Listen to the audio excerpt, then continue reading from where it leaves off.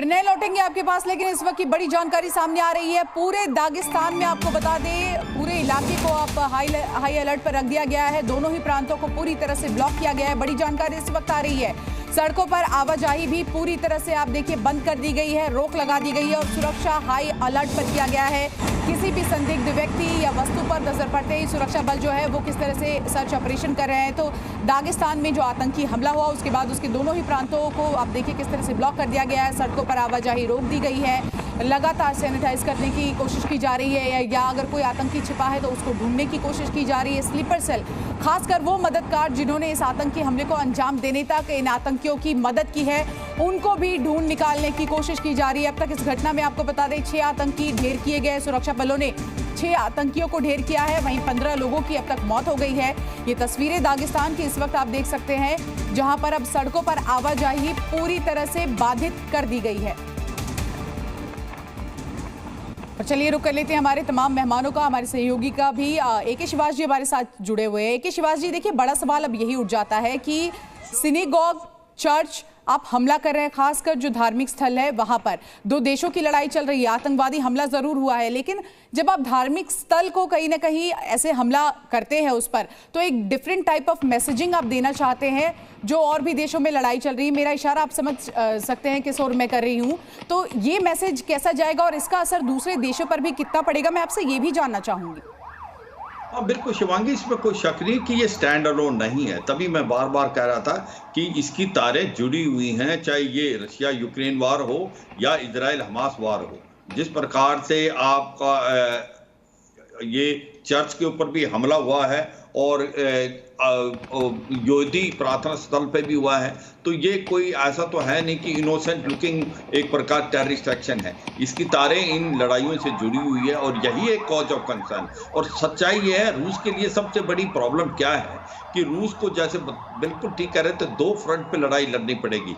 एक तो इंटरनली लड़ना पड़ेगा, जिस प्रकार से आतंकवादी घटनाएं बढ़ रही हैं, आईएसआईएस अपने पैर पसार रहा है, और दूसरा जो एक्सटर्नली अभी उसको लड़ना है यूक्रेन से।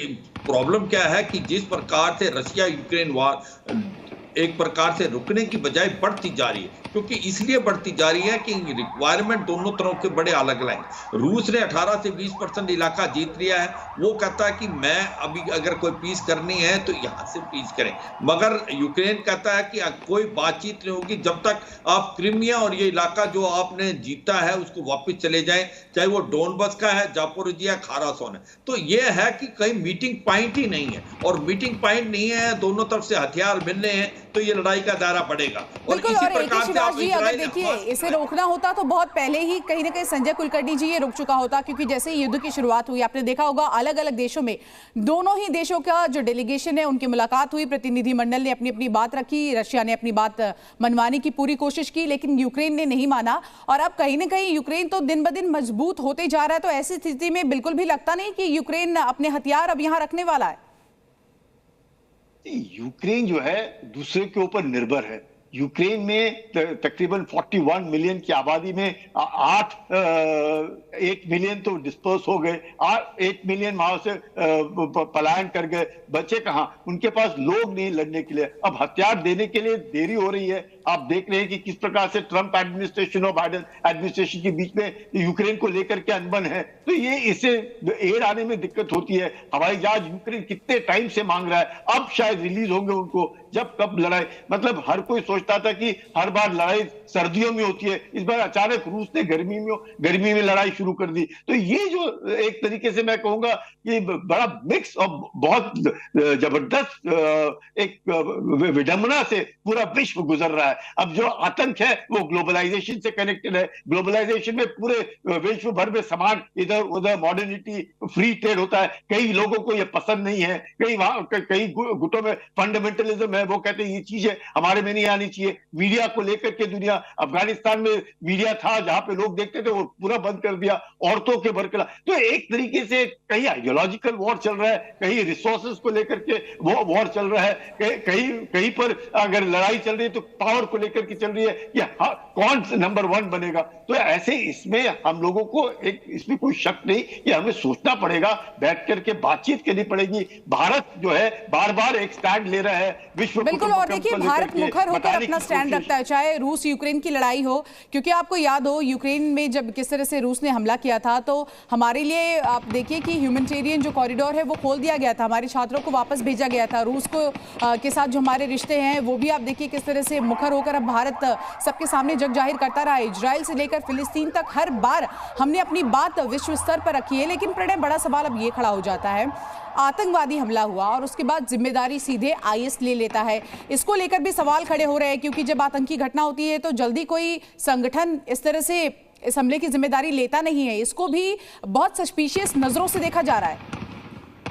देखिए, जाहिर तौर पर अगर जिम्मेदारी उन्होंने ली है तो सस्पिशन तो बरकरार रहेगा, क्योंकि आपको ध्यान होगा कि अक्टूबर के अंदर जिस तरीके से मार्च के अंदर जिस तरीके से क्रॉकस हॉल की घटना हुई थी, उसके बाद भी आईएसआईएस का बयान सामने आया था। आईएसआईएस खुरासान ग्रुप ने उसकी जिम्मेदारी ली थी और कहा था कि हमने इस हमले को अंजाम दिया है। लेकिन अभी ये जांच के बाद पता चलेगा कि क्या वाकई में आईएसआईएस इसके पीछे है, और अगर आईएसआईएस रूस को निशाना बनाना चाहता है तो क्या ये एक ब्रेकअवे फैक्शन है, या आईएसआईएस जो है वो एक नए सिरे से संगठित होकर उसने एक नया बेस बनाया है। क्योंकि रूस के इस इलाके के अंदर किसी तरीके की आतंकी घटना को अंजाम देने के लिए जाहिर तौर पर उन्होंने कोई न कोई एंट्री रूट लिया होगा। अगर ये देश से बाहर से आए हैं या रशिया के अंदर ही इसके स्लीपर सेल डेवलप हुए हैं, तो ये तमाम चीजें हैं जो अभी देखी जानी है। बाकी है कि वाकई में क्या आईएसआईएस जो कह रहा है उसके पीछे तथ्य हैं, या ये केवल एक कथ्य है। क्योंकि इस तरीके का हमने कई बार देखा है कि बहुत सारे ग्रुप केवल एक मीडिया अटेंशन लेने के लिए, ट्रैक्शन लेने के लिए इस तरीके की बातें कहते हैं कि उन्होंने इस घटना को अंजाम दिया है। लेकिन ये जांच के बाद सामने आने वाले तथ्य होंगे जो बताएंगे कि आखिर क्या वाकई में आईएसआईएस इसके पीछे। और अगर आईएसआईएस ने इतनी पैठ बना ली है कि वो रूस के दक्षिणी इलाके के अंदर इस तरीके की घटनाओं को अंजाम दे रहा है, और इसके पहले जो क्रॉकस हॉल की घटना थी उसने तो बहुत लोगों को चौंकाया था, क्योंकि उसके अंदर 145 लोग मारे गए थे। हालांकि रूस का यह आरोप है कि इतनी बड़ी आतंकी घटना के बावजूद दुनिया से वैसे निंदा के स्वर नहीं उठे थे जिस तरीके के उठने चाहिए थे। ये मानवता के खिलाफ अपराध की घटना है, लेकिन उसमें भी एक पार्टीजन जो रवैया है वो देखने को मिलता है। तो रूस के आरोप भी हैं जी, साफ तौर पर। और एक ही शिवाश जी, देखिए सबसे बड़ी बात तो यही हो जाती है कि जो हम कह रहे हैं लगातार कि सस्पिशियस क्यों है ये पूरा का पूरा, जब ऐसी घटना हो जाती है उसके बाद अगर कोई आतंकी संगठन उसकी जिम्मेदारी ले लेता है तो ऐसे में सवाल ये खड़े होते हैं कि क्या ये गुमराह करने की कोशिश तो नहीं की जा रही है, इस घटना को किसी और ने अंजाम दिया हो और एक सुरक्षाकर्मी या जो जांच एजेंसियां हैं उनकी पूरी जांच एक अलग दिशा में चली जाए और ज्यादा नुकसान पहुंचाया जाए, इसकी भी ये कोशिश कहीं ना कहीं की जाती है इस तरह की जिम्मेदारी लेकर।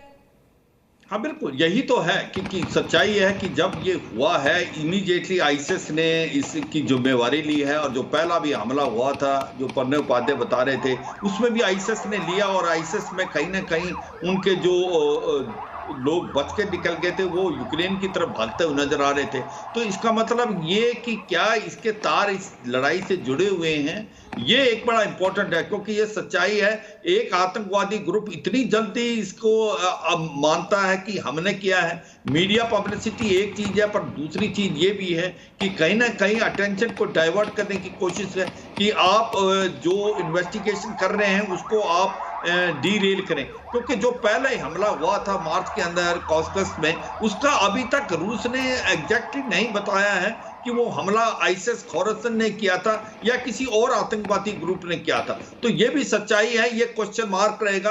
और सच्चाई एक सबसे इंपॉर्टेंट चीज ये है कि जैसे जैसे समय बीतेगा लड़ाई का दायरा रशिया यूक्रेन वार का बढ़ेगा। हम बार बार ये कह रहे हैं कि यूक्रेन को हथियार मिल रहे हैं, यूक्रेन पलटवार करेगा। क्या नाटो कंट्री यूक्रेन को हारने के लिए अलाउ करेंगे? अगर यूक्रेन हारता है, रूस आगे आ जाता है तो आगे पोलैंड आगे किस तरह से संजय कुलकर्णी जी, यूक्रेन की हार इस वक्त पूरी तरह से नेटो कंट्रीज की कहीं ना कहीं हार की तरफ देखा जा रहा है। इतने समय से ये लोग हेल्प कर रहे हैं, कहीं ना कहीं मदद की जा रही है, आपको इक्विपमेंट्स दिए जा रहे हैं, आपको हर तरह से आप देखिए हथियार दिए जा रहे हैं। उसके बाद जो सैनिक है उनकी भी मदद मुहैया कराई जा रही है। यूक्रेन के सैनिक कहीं और जाकर शिक्षा लेते हैं अलग अलग जो हथियार है उसको चलाने की। उसके बाद अगर यूक्रेन हारता है तो आप देखिए किस तरह से ये नेटो कंट्रीज की हार मानी जाएगी। लेकिन इन सब के बीच रूस भी अब कहीं ना कहीं कमजोर पड़ता हुआ नजर आ रहा है। रूस को अपनी बंदिशें हैं, उसकी अपनी लिमिटेशंस हैं। सारे नाटो देश मिल करके रूस के बरखिलाफ लड़ रहे हैं। पूरा American support, 10 top defence industries में 8 टॉप मैन्युफैक्चरर्स अमेरिकन हैं। इतना हथियार देने के बावजूद भी वो देख रहे हैं कि रूस जो है वो खत्म नहीं हो रहा है और धीरे धीरे करके उसका ट्रेड भी बढ़ रहा है और उसको बहुत स्ट्रेंथ भी मिल रहा है। धीरे धीरे करके वो चीन के साथ मिल करके, ईरान के साथ मिल करके, नॉर्थ कोरिया के साथ मिल करके और टक्कर देने की कोशिश कर रहा है। ऐसे इसमें बड़ी जबरदस्त एक कठिनाई है। उन्होंने सोचा था कि रूस को वो अलग थलग कर देंगे, जैसे पहले सोवियत यूनियन को किया, उन्होंने सोचा रूस को भी इस तरह, वो हो नहीं पाया। अब बिल्कुल। Zee News.